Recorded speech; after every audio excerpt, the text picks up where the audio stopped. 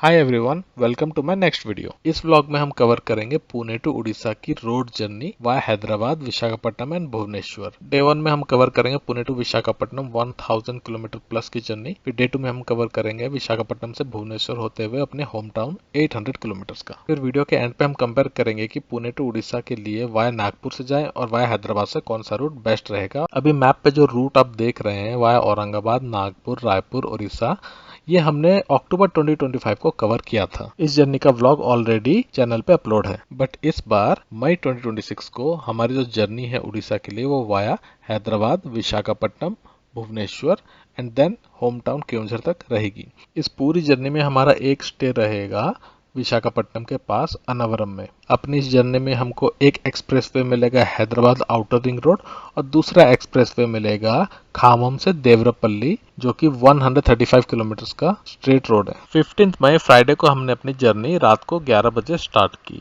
Friday को जल्दी जल्दी ऑफिस खत्म किया और रात को 9-10 बजे तक हम जर्नी के लिए रेडी थे। हमने अपना लगेज पहले ही कार में रख दिया था, बेड सेटअप भी कर दिया था। अगर आपको बेड सेटअप का वीडियो देखना है तो चैनल में ऑलरेडी अपलोड है। अपनी कार है Hyundai Creta 2025 petrol manual. Luggage के नाम पे हमारे साथ 7 बैकपैक थे, एक सूटकेस था और 10 लीटर पानी की बोतल थी पीने का, जो कि हमने घर से पैक कर लिया था। डिनर खत्म करने के बाद हमने रात को 11 बजे अपनी जर्नी स्टार्ट की। जर्नी के लिए हमने अपने साथ बहुत सारे खाने पीने का सामान रखा था। हमने सुबह के ब्रेकफास्ट भी यहीं घर से बना के ले गए थे, आलू पूरी, और बहुत सारे पानी के सिंगल सिंगल बोतल ले लिए थे। टोटल 10 लीटर था। सामान बहुत ज्यादा हो गया था, बस जैसे तैसे हमने फिट कर दिया और बेड सेटअप करके जर्नी अपनी स्टार्ट की।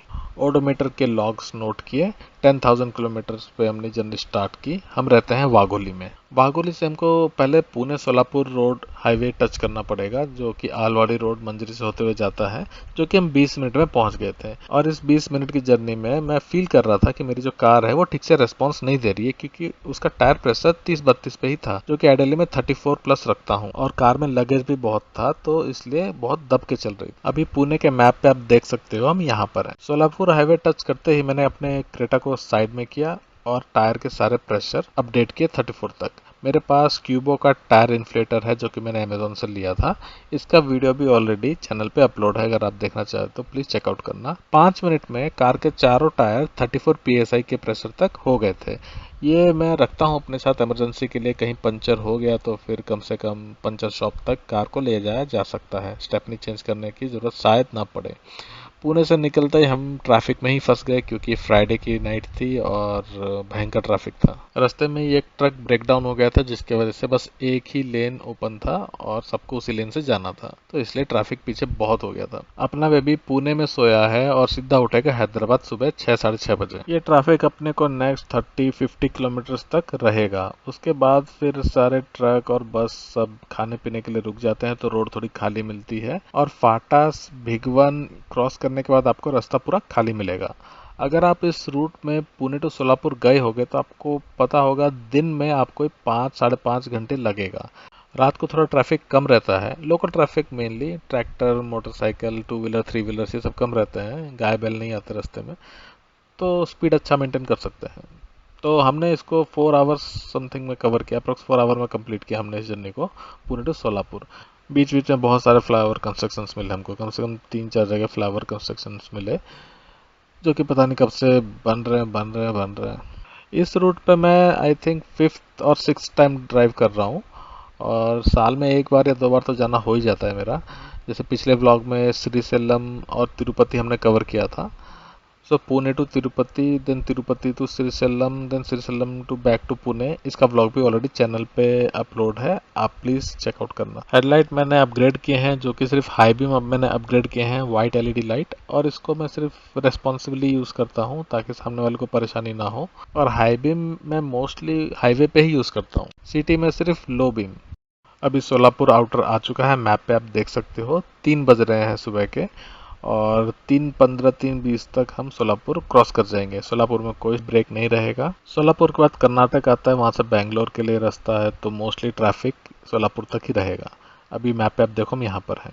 सोलापुर टू हैदराबाद हमको बहुत कम ट्रैफिक मिला। सोलापुर से हैदराबाद अप्रोक्स 300 किलोमीटर्स है, जिसको हमने 3 घंटे 3.5 घंटे में कवर किया। नाइट बस के पीछे पीछे क्रूज कंट्रोल लगा के 100 की स्पीड में हमने अपनी जर्नी को कंप्लीट किया हैदराबाद तक। अभी MID में कार का स्टेटस देखो, 4 आवर्स से कार कंटिन्यूस चल रही है, 270 किलोमीटर कवर कर चुकी है, 16.9 kmpl का एवरेज दे रही है, E20 पेट्रोल यूज हो रहा है। और जर्नी स्टार्ट करने से पहले न्यूज में बहुत सारी अफवाहें ऐसी चल रही थी कि पेट्रोल पंप पे पेट्रोल की कमी चल रही है due to USA Israel Iran tension. तो उस चक्कर में जिस दिन हमने जर्नी स्टार्ट की उसी दिन 3 रुपए से लेकर 5 रुपए, कहीं कहीं तो 7 रुपए पेट्रोल के प्राइस बढ़ चुके थे।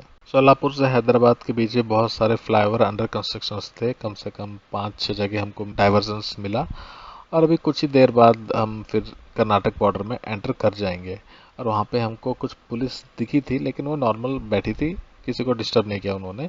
और ट्रक वालों के लिए अलग से लेन रहते हैं जहाँ पे वो अपने चेक पोस्ट जाते हैं। अभी इस रोड पे देखो, सामने से आने वाली सारी ट्रैफिक हाई बीम पे चल रही है, तो मुझे भी हाई बीम पे चलाना पड़ता है। और हाई स्पीड में अपने को हाई बीम लगता है, नहीं तो अदरवाइज दूर का दिखता नहीं है रात को।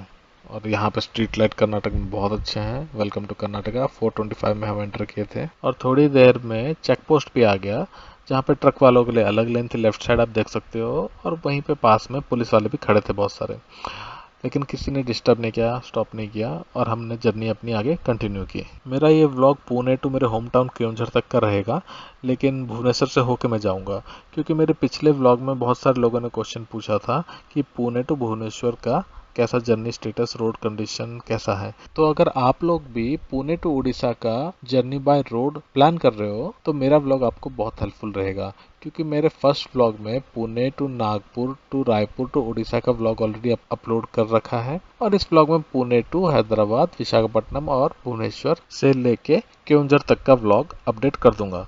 तो आप कंपेयर कर सकते हैं कि वाया नागपुर और वाया हैदराबाद दोनों रूट के प्रोज एंड कॉन्स क्या है। अगर आप उड़ीसा के नॉर्थ साइड में रहते हो तो आपके लिए नागपुर, रायपुर, संबलपुर बेस्ट रूट रहेगा और वहां से भुवनेश्वर भी आप जा सकते हो, वो रूट बेस्ट है। लेकिन अगर आप साउथ साइड रहते हो, जैसे बरहमपुर साइड हो गया, तो आपको हैदराबाद विशाखापट्टनम बेस्ट रहेगा। लेकिन आप वीडियो के एंड तक रुको, आपको मैं पूरा क्लियर कंपैरिजन दिखाऊंगा। हल्की हल्की सुबह हो चुकी थी और हम तेलंगाना में एंटर कर चुके थे। 5:30 AM टाइम हो रहा है और हैदराबाद यहाँ से 134 किलोमीटर और आगे है। और थोड़ी थोड़ी भूख लग रही थी, तो फिर हमने अपने पूरी और आलू की सब्जी निकाली और खाना पीना स्टार्ट कर दिया। हमने डिसाइड किया था कि हम दिन के 3 बजे तक जहाँ कहीं भी पहुंचेंगे वहाँ हम होटल फिर बुक करके रेस्ट करेंगे, स्टे करेंगे उस दिन के लिए, फिर नेक्स्ट डे अपनी जर्नी स्टार्ट करेंगे। अभी हैदराबाद तक की जर्नी आप एंजॉय करो, फिर हैदराबाद पहुंचते पहुंचते मैं आपको और भी इंफॉर्मेशन दूंगा।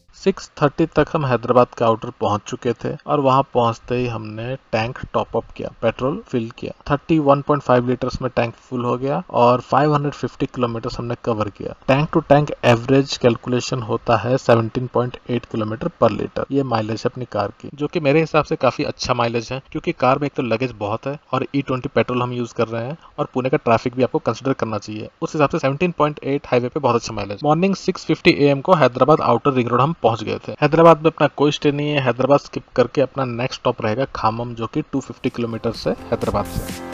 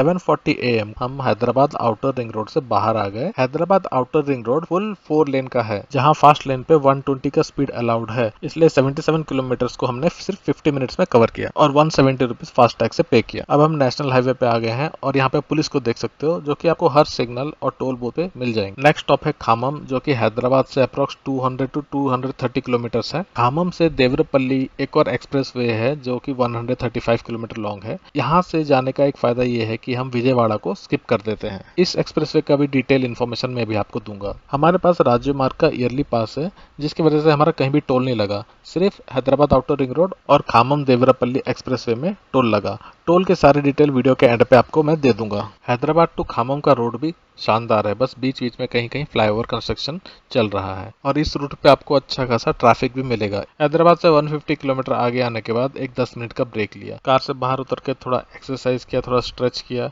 और कार को बाहर से इंस्पेक्ट भी किया।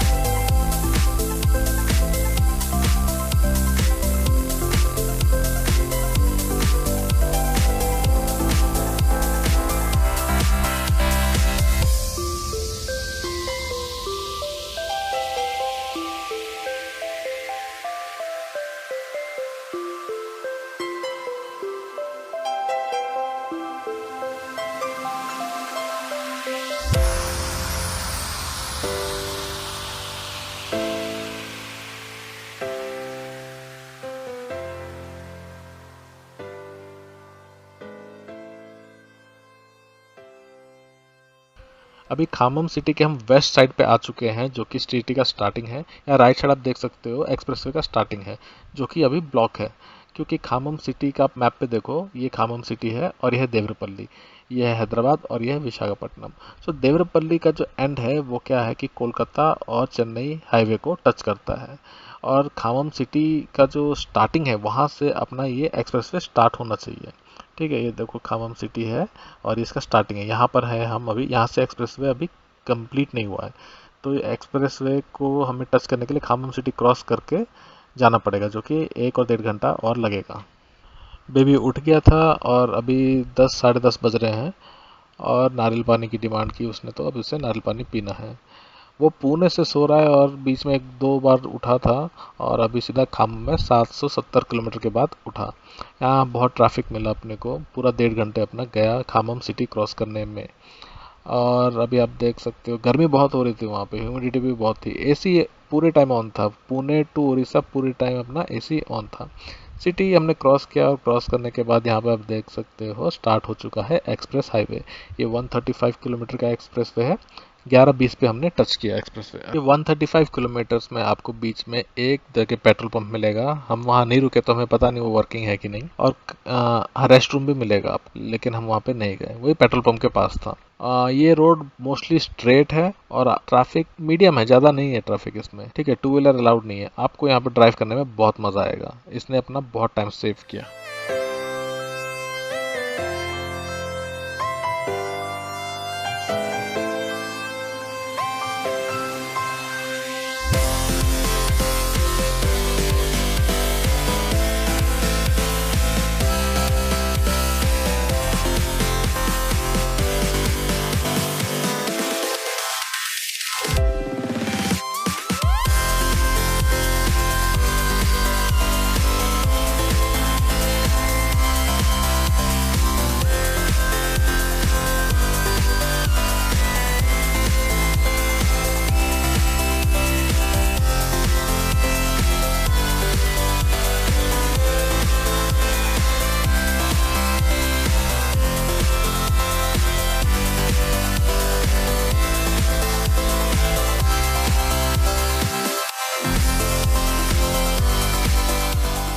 देवरापल्ली एक्सप्रेस वे एंड होता है चेन्नई कोलकाता हाईवे पे। 12:50 को हमने एग्जिट किया। मैप पे आप देख सकते हो ये रहा लोकेशन, और विजयवाड़ा को टोटली स्किप कर दिया। खामम देवरापल्ली हाईवे में स्पीड लिमिट है, 2 लेन का हाईवे है और आपको 100 किलोमीटर मैक्स स्पीड अलाउड है। स्पीड कैमरा भी लगा है और इस एक्सप्रेसवे को यूज करने के लिए फास्टैग से 74 रुपीज डिडक्ट हुआ है। दिन का 1 बज चुका था और हमने लंच ब्रेक लिया और यहाँ पे खाना पीना खा के अपना जर्नी फिर से कंटिन्यू किया। लंच पे हमने सीधा साधा दाल खिचड़ी ही खाया। बाहर का टेम्परेचर 38 to 40 डिग्री था। लंच के बाद थोड़ी बहुत थकान फील हो रही थी। हमने डिसाइड किया था 3 बजे तक ही हम ड्राइव करेंगे। उसके बाद अन्नवरम में हमने ऑलरेडी एक होटल देखा हुआ था जो कि विशाखापट्टनम बाईपास से 60 to 70 किलोमीटर पहले आता है।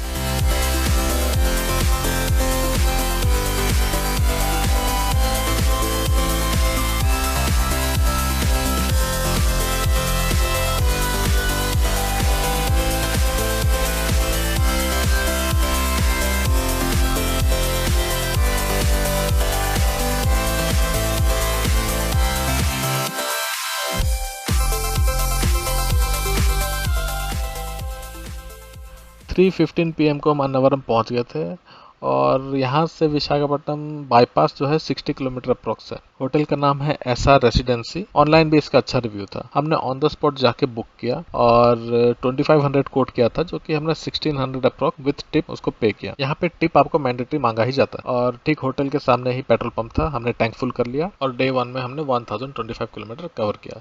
ये हमारा नेक्स्ट डे का मैप है जिसपे हमको 800 प्लस किलोमीटर कवर करना है, लेकिन भुवनेश्वर अप्रोक्स 550 किलोमीटर है। हमारा डेस्टिनेशन जो कि क्योंझर के आगे चंपुआ है वो 320 किलोमीटर और आगे है। ठीक मॉर्निंग 4 AM को हमने अपनी जर्नी स्टार्ट की, डे 2 की जर्नी, जो कि नेक्स्ट स्टॉप अपना रहेगा बरहमपुर और बरहमपुर के बाद भुवनेश्वर। भुवनेश्वर का ETA दिखा रहा था 1:30 PM, लेकिन हमने उसको 12 PM तक कवर किया। कार को बाहर से इंस्पेक्ट कर लिया था, टायर प्रेशर भी चेक कर लिया था, सारा सामान अंदर पैक कर लिया था और हमने अपनी जर्नी अब स्टार्ट की। बेबी अपना सो रहा है होटल से और ये सीधा भुवनेश्वर में उठेगा। वॉशरूम ब्रेक और ब्रेकफास्ट के लिए अपना नेक्स्ट स्टॉप रहेगा बरहमपुर। होटल पे मस्त 8 घंटे की नींद पूरी की जिससे थकान पूरी मिट चुकी थी और वाइफ के साथ गप्पे मारते मारते अभी हमने अपना जर्नी आगे कंटिन्यू किया।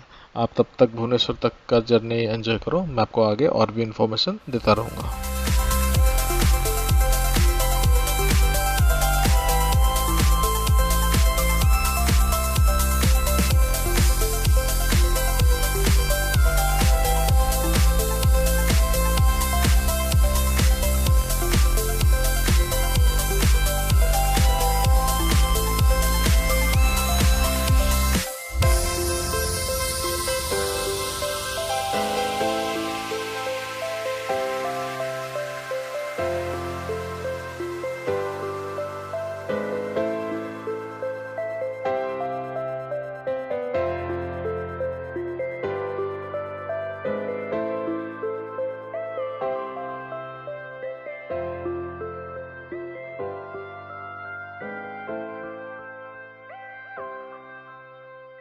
Chennai Kolkata national highway NH16 है ये, जहाँ पे इस टाइप के टेम्पो आपको बहुत मिलेंगे और जिसकी वजह से आपको सिंगल लेन ही चलाना पड़ेगा।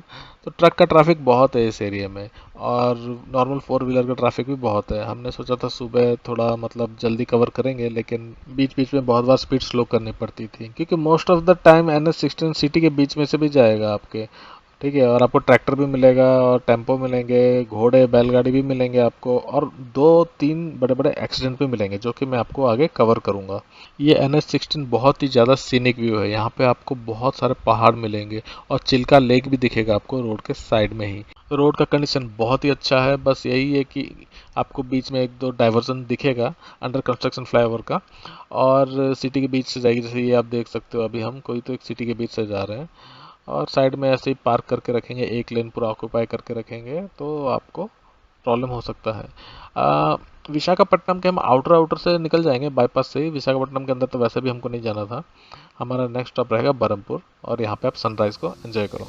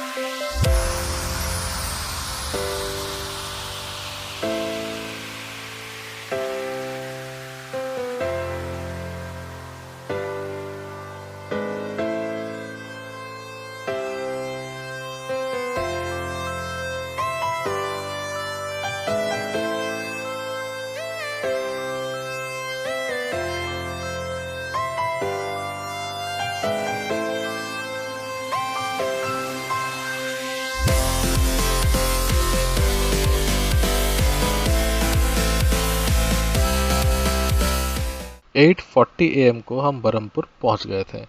यहाँ से भुवनेश्वर अभी 180 किलोमीटर और आगे है।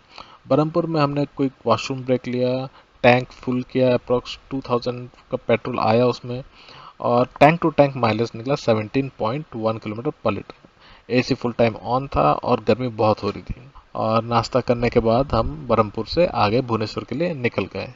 उड़ीसा एंटर करते ही आपको एक चीज़ का बहुत ध्यान रखना पड़ेगा, स्पीड कैमरा। आपको अपना ड्राइविंग स्पीड लिमिट में ही चलाना है, वरना आपको 100% फाइन लगेगा। और मैप पे आप देख सकते हैं यहाँ पे चिल्का लेक भी दिखने लग गया था।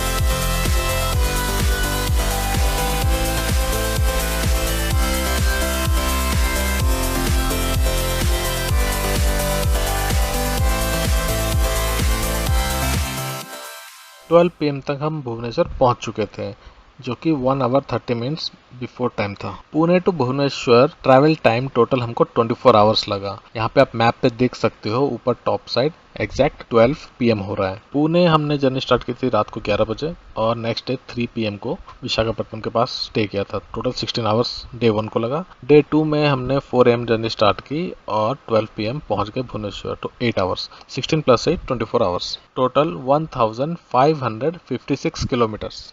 अगर आप लोग पुणे टू भुवनेश्वर तक का जर्नी देखना चाहते थे तो ये जर्नी आप यहीं पे स्टॉप कर सकते हैं, लेकिन हमारी जो जर्नी है वो आगे केओंझर तक आगे एक्सटेंड होगी, जो कि 300 किलोमीटर्स और हमको आगे ट्रैवल करना है।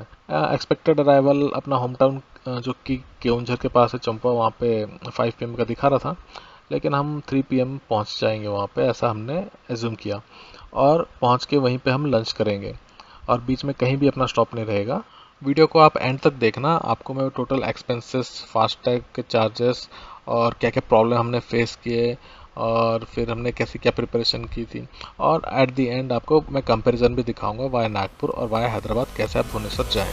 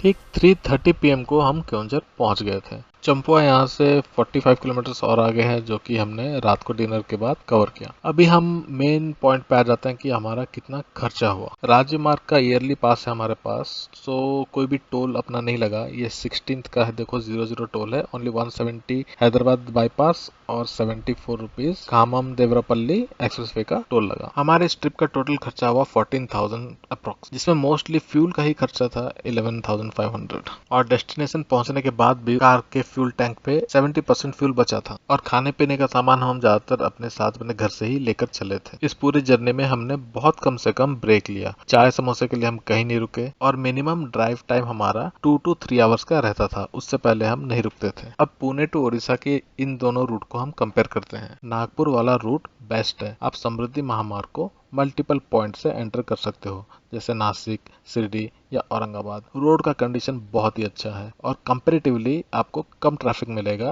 हैदराबाद रूट से। होटल्स भी ठीक ठाक मिल जाएंगे, रेस्टोरेंट भी आपको ठीक ठाक मिल जाएंगे और सीनिक व्यू आपको बहुत मिलेगा छत्तीसगढ़ और उड़ीसा में। अगर आपको कम स्ट्रेस लेना है तो ये रूट बेस्ट रहेगा। नागपुर रूट का कॉन्स ये है कि वहाँ पे आपको मल्टीपल घाट सेक्शन मिलेंगे छत्तीसगढ़ और उड़ीसा में, और आपको दुर्ग रायपुर वाले एरिया में बहुत ज्यादा ट्रैफिक मिलेगा ट्रक्स का। अब आ जाओ हैदराबाद वाले रूट पे। पुणे से लेके भुवनेश्वर तक का रोड एक नंबर है। ये रूट बहुत सारे सिटीज से होकर जाता है, इसलिए आपको बहुत सारे पेट्रोल पंप मिलेंगे, बहुत सारे शॉप्स मिलेंगे और होटल्स और रेस्टोरेंट मिलेंगे। आपकी अगर कार ब्रेक डाउन हो जाती है तो आपको हेल्प मिलेगा। हर सिग्नल पे, हर टोल बूथ पे आपको पुलिस मिलेगी। हालांकि उनका पर्पस कुछ और है, लेकिन हेल्प आपको मिलेगा। सीनिक रोड भी बहुत है वहाँ पे, स्पेशली आंध्रा और उड़ीसा साइड में। अब आ जाओ कॉन्स में। कॉन्स यहाँ पे बहुत ज्यादा है। पुणे से आपको बाहर निकलने में, चाहे दिन में, रात में, वीकेंड, वीकडे में निकलो, आप ट्रैफिक में फंसे रहोगे। तो ये कॉन्स नंबर 1 है। और number 2, 30 to 40 under construction flyover मिला मुझे टिल उड़ीसा तक। पुलिस वाले दिखेंगे आपको हर एक टोल बूथ पे और आपका नंबर प्लेट कंटिन्यूसली स्कैन करेंगे ताकि कुछ लूप होल्स निकल सके। और ट्रक ट्रैफिक NH16 में मुझे बहुत मिला। और NH16 बहुत पुराना है, लेकिन रोड कंडीशन बहुत अच्छा है, लेकिन वो मल्टीपल सिटीज से होकर जाता है, जिसकी वजह से गाय, कुत्ते, बिल्ली, ट्रैक्टर, टेम्पो, साइकिल, मोटरसाइकिल और ट्रक्स भी बहुत है जो कि साइड में पार्क रहते हैं और एक लेन घेर के खड़े रहते हैं। तो मेरा कहने का मतलब ये है कि आप कंटिन्यूस स्पीड इतना मेंटेन नहीं कर पाते हो और बहुत बार ब्रेक लगा के आपको गियर चेंज करने पड़ेंगे अगर मैनुअल है तो। क्रूज कंट्रोल इतना इफेक्टिव नहीं रह पाता है। NH16 की बात कर रहा हूँ। और कर्नाटका, तेलंगाना, आंध्रा और उड़ीसा में तो पुलिस वाले स्पीड कैमरा लेके बैठे रहते हैं। सो कंक्लूजन ये है, नागपुर वाले रूट से आप तब जाओ अगर आप फर्स्ट टाइम जा रहे हो। आपको स्ट्रेस फ्री ड्राइव करना है, फास्टर और स्मूथर हाईवे चाहिए, ठीक है, कम से कम ट्रैफिक और ओवरऑल ड्राइविंग एक्सपीरियंस अच्छा चाहिए। और आप उड़ीसा के नॉर्थ साइड पे रहते हो, भुवनेश्वर या उसके ऊपर, तो आप नागपुर वाले रूट से जा सकते हो। तो फिर हैदराबाद वाले रूट से किसको जाना चाहिए? अगर आप एक्सपीरियंस ड्राइवर हो, आप घंटों ड्राइविंग कर सकते हो, एडवेंचर के शौकीन हो और आपके अंदर कूट कूट के पेशेंस भरा है लोकल ट्रैफिक झेलने का, तो ये रूट पे आपको बहुत मजा आने वाला है। लेकिन आपको स्ट्रेस फ्री ड्राइव करना है तो नागपुर वाले रूट से जाओ। अभी उड़ीसा से रिटर्न आने का जर्नी भी मेरा सेम रूट से रहेगा, भुवनेश्वर, विशाखापट्टनम, हैदराबाद, पुणे। रिटर्न जर्नी का वीडियो भी एडिटिंग कर रहा हूँ और बहुत जल्दी वो भी अपलोड कर दूंगा। वहाँ पे खूब सारी शॉपिंग की और कार को पूरा भर दिया अच्छे से और सामान लेके वापस पुणे आ गए। आपको वीडियो कैसा लगा मुझे जरूर बताना। हमारे 500 सब्सक्राइबर्स हो चुके हैं। So thank you everyone and good bye.